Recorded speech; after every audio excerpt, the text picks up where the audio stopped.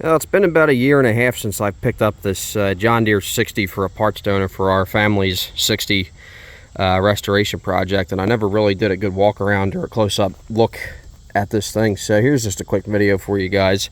And as you can see, it's actually a pretty solid specimen for what it is, and for what I'm going to be using it for, which again, parts donor for the family 60 restoration project.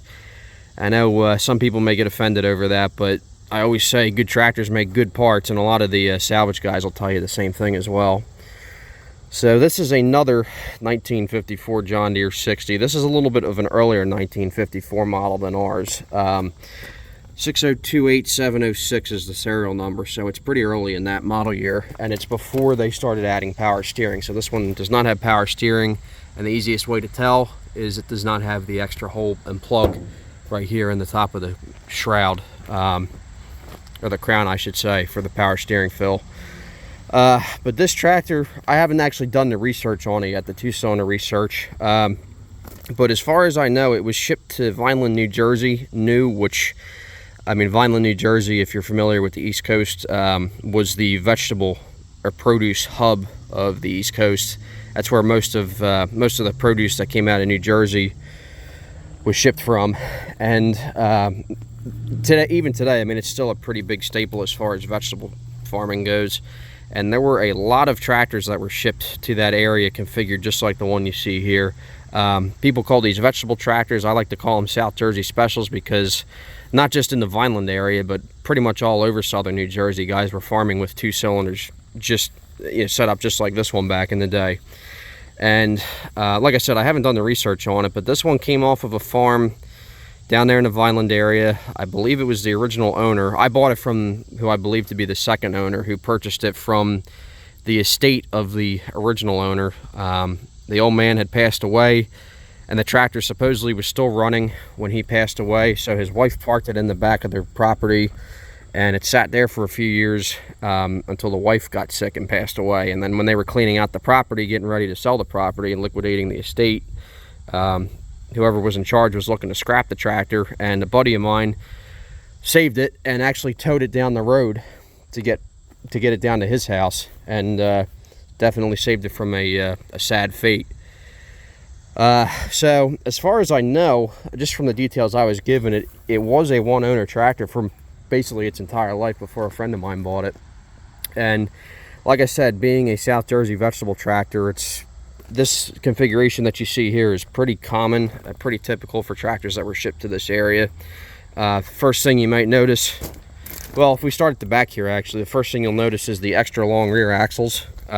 Very common for vegetable production around here, because many farmers were planting tomatoes or peppers or squash in rows that were spaced 4 feet apart, and to be able to straddle 2 rows, you needed to be able to cover 8 foot of tread spacing. So it was pretty common for farmers to equip the tractors around here with the extra long rear axles. And there were actually 3 different axle length options for the 60, the 620, and the 630. You have your standard axles, you have your long rear axles, which this tractor and our family's original 60 are equipped with, that allowed up to 104 inches of tread spacing, if I remember correctly. And then there was the extra long rear axle option, which is pretty rare, pretty hard to find nowadays. I think maximum tread width on those was either 108 or 109 inch. And those often didn't survive because the axles just stuck out so far. I mean, you're talking, this one's got the long axles, but the extra long axles stuck out about this much further. And back in the day, farmers would equip their tractors for something very specific, for a very specific job, or for very wide rows. And then they found out afterwards that they were, with the long axles, they were too wide to fit through gates and through tight areas, and they were a pain to store. So unfortunately, many of them met a fate with the torch. A lot of farmers just resorted to cutting them off with the torch to shorten them up. And I've only seen one 630 tractor with the extra long axles on it still intact, but like I said, a lot of them did not survive. And I don't know how many of that style were shipped to this area, but I can tell you that between the 50s, the 60s, the 520s, the 620s, and so on and so forth, the majority of ones that were shipped to this particular area in southern New Jersey were equipped with the axles you see here, which are the long but not the extra long. And for what most guys were doing with, you know, tomatoes and peppers, that spacing was, you know, considered adequate. We used to straddle 2 rows of tomatoes at a time. And this tractor, like many shipped to this area, is equipped with the 650 by 16 steel single front wheel.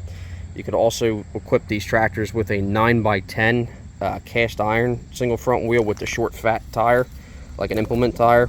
And that's what our 60 had on it originally, at least from what my grandfather used to tell me, before he put the round tube wide front axle on it. And like I said, for farmers that were straddling 2 rows of vegetables, the single front wheel was usually ideal, because it was the best thing to fit in between 2 rows, especially, you know, in the later months of the growing season when vines were just all over the place and the amount of space you had to drive the tractor through was narrower and narrower. So like I said, this is a very common configuration. My 520 set up this way, and my family's 50 that they used to have were set up the same way. I'm currently looking for that tractor, but I haven't had any luck finding it just yet. And like I said, long axles typically accompanied dished offset rear wheels that allowed for 4 possible tread spacing options. These particular ones you see here, just like the ones on our family 60, are the F1478R dished offset 38-inch cast wheels. And like I said, these were designed offset and reversible so that you can mount them, and you can basically mount your tire in one of 4 different positions to give you as many tread spacing options as possible. And then in addition to that, they also utilize the rack and pinion wedge setup, where you could adjust your wheel spacing in and out on a I can't really see it here. There's your rack there on the axle, and then there's a pinion gear inside the wedges there that you would use to walk the wheel in or out. And that rack and pinion setup, coupled with the dished offset wheels with double bevel rims, gave basically an infinite amount of tread spacing options depending on what farmers wanted to do. So like I said, this configuration was very, very common around here. Our 60 is configured up identical to this one here, except ours has the cast centers flipped around with the dish to the outside, or the dish to the inside, I should say. These are mounted inside out, which wasn't uncommon for the area. And my 520's got the 42-inch version of these wheels, same thing. My grandfather used to mount them with the dish all the way out and spaced out about as wide as possible. Like I said, very common configuration for this area. I think I've seen more 2-cylinder tractors in this area with those wheel options than without. But you go pretty much anywhere else in the country that isn't a coastal state or a vegetable producing state, and you'll see that the traditional, you know, F1500R flat non-dished wheels, or the big oval hole wheels that they used on the earlier models. So the dished offset wheels are kind of I guess you could say, a defining characteristic of these vegetable tractors as well. You will also notice that this one is pretty basic, no 3-point hitch.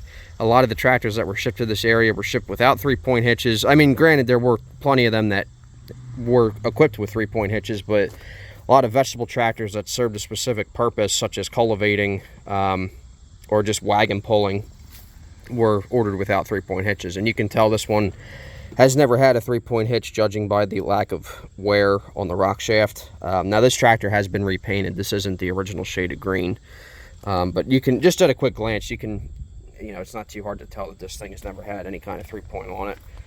It doesn't even have live PTO. I would be surprised if the PTO's ever really even been used. I mean, some farmers back in the day may have used PTOs on these 2 cylinders just for pulling a mower between rows, or you know, just light duty work. But around this area, I don't think there was much of a need for them, because for what they were worth, you could go out and buy a little Ford, like a 3000 or a 4000, for, you know, probably about the same amount of money, and it would be a lot more useful for doing PTO work. I think we can all agree the old Fords were probably some of the best PTO tractors for PTO work, I should say, you know, little utilities. You'll see here, this one evidently was used for pulling wagons, because you can see how the drawbar hole is egged out. Like I said, no 3-point hitch. Our family 60 was also used for pulling wagons, but My grandfather always had problems with the 4 drawbar mounting bolts breaking off up here inside the bottom of the housing. And what he ended up doing was he had a local fabricator actually weld some pretty beefy pieces of steel from the drawbar up to the studs there on the axle housing to stabilize it.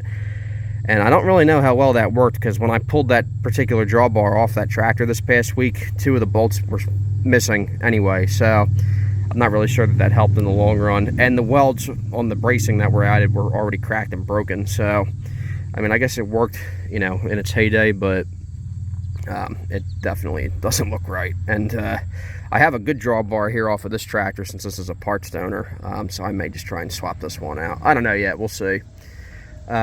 Again, no 3-point hitch. The rear equipment was pretty basic, you know, power troll, hydraulic valve. It looks like it's still got the original plugs and caps. I don't really know if that was ever used. It's hard to say. I mean, I guess it would have been used to operate cultivators, but hard to say. I don't see any signs on the frame that this one may have ever had front-mounted rock shafts on it, but you can tell this was a cultivating tractor because it has the alignment pegs mounted to the frame for the cultivator frame mounts. Typically these vegetable tractors, and you still see these on a lot of vegetable tractors, that, you know, these, for whatever reason, people never really take those off. They leave the cultivating equipment attached, but typically you'll see on an old vegetable tractor, you'll see those alignment pegs on the side of the frame. You'll see a big plate coming off the front here with no holes in it, just like an alignment or guide plate. And then there was another bracket that mounted up top here that has a peg in the center that holds the uprights for the cultivator frame. Typically when the cultivators got taken off and sold, those brackets were left with the tractor. They were never sold with the cultivator. So it's pretty common to see tractors that still have those pieces mounted up. And I actually have all the pieces to make that set complete. If I ever wanted to put a set of cultivators back on the 520, I don't think I ever will, but I mean, it would be kind of cool just to equip it the way that it spent most of its life. But just another, you know, look from this side of the tractor here. You can see this one's in pretty solid shape overall. Like I said, it was running when parked. I know that kind of, you know, make of that what you will. But the guy that I got it from said that he was able to get it to huff off of starting fluid, so it probably wouldn't take much to get it running again. I made sure to cover up the exhaust, and I did have to take part of the intake elbow off there, so we stuffed a rag in the carburetor for the time being. But I mean, this tractor's for the most part pretty well intact. It doesn't really look like it was ever used or abused. I mean, the sheet metal's in good shape, the hood's nice and straight. So, I mean, there's one little dent there, but it's nothing I couldn't hammer out. I'm thinking about maybe using this hood for R60 if I can't get the original hood straightened back out. I mean, of course, I'm going to try to preserve the original hood as best I can and try and straighten it out as best I can, but it seems like they're getting harder and harder to find with, you know, decent straight hoods. And the crown really isn't in bad shape either. I mean, it's got one little dent here. There's one on this corner, probably from somebody trying to push wagons with it. And obviously the grill screen's junk, but I mean, that can be replaced. The rest of it can be straightened out. Not the end of the world. It's not the worst I've seen. This overall, the sheet metal on this looks much better than our Family 60 project. And like I said, it probably wasn't very long ago that this was a running tractor, so I mean, most of it is still in pretty good shape. Starter generator is a good core, or generator, excuse me, not starter generator, but generator. I'll probably end up sending this one out to get rebuilt, since I think the one off of R60 is beyond saving. Same with this distributor here. I already have a new distributor for it. I ordered a new distributor, but I need to send them back a core, and I think the core that I took off of ours is beyond saving, so I'll probably just use this one. And just at a quick glance, I mean, the block looks to be in good shape. I haven't been able to find any cracks. I haven't found any cracks in the head. Of course, I'm not going to know until I really tear it apart. But overall, I mean, it's really not in bad shape, all things considered. And the other thing to think about too is that even though these tractors mostly, like this one in particular, you could tell mostly just pulled wagons and cultivated. On vegetable farms, these often saw a lot of abuse, because with vegetable farms, you have, you know, crews of 10, 15, 20 men out in the field at a time. You get different people over the course of a day jumping on and off the tractor, doing different tasks with it, and everybody has their own style. Everybody handles them a little bit differently. So you get some operators that are careless, and you get some that are, you know, a little more responsible. So a lot of the tractors down here in vegetable country lived a hard life, just historically speaking. I know R60 was definitely no exception, but hey, you know what? It got the job done, and it was reliable. So that's why my grandfather held on to it all these years. But like I said, all things considered, and considering what kind of abuse these things saw in their heyday, I think this is a pretty solid donor. I've just been taking little pieces off of it here and there.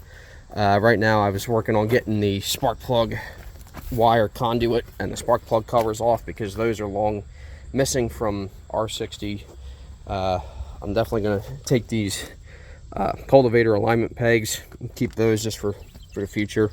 And like I said, the generator core, the distributor core, probably used the clutch pulley, because I actually broke the clutch pulley on ours when I was moving it into my shop, which was a mistake on my part. I also somehow misplaced the original steering shaft for this tractor, or for our tractor, so I'm going to steal this one off of it. Even though this one's an earlier one without power steering, the steering shaft should be about the same. It's everything that happens up in the front here that, you know, is a change. That's different.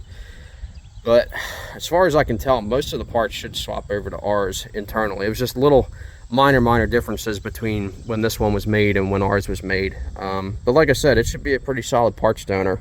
And I just figured I'd give you guys a quick look at this classic South Jersey special, I guess you'd want to call it.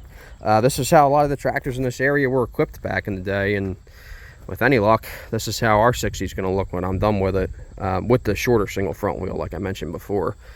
So yeah, this is kind of what we're working with here, guys, and we'll see see how many parts I can end up saving off of this thing. Anything else that I don't use will most likely get sold. I'd hate to scrap, because I mean they're not making any more of these tractors, and like I said, good tractors make good parts donors. So we'll see what I can sacrifice off of this tractor to make ours live again. But anyway, hope you guys enjoyed the video, and thanks for watching.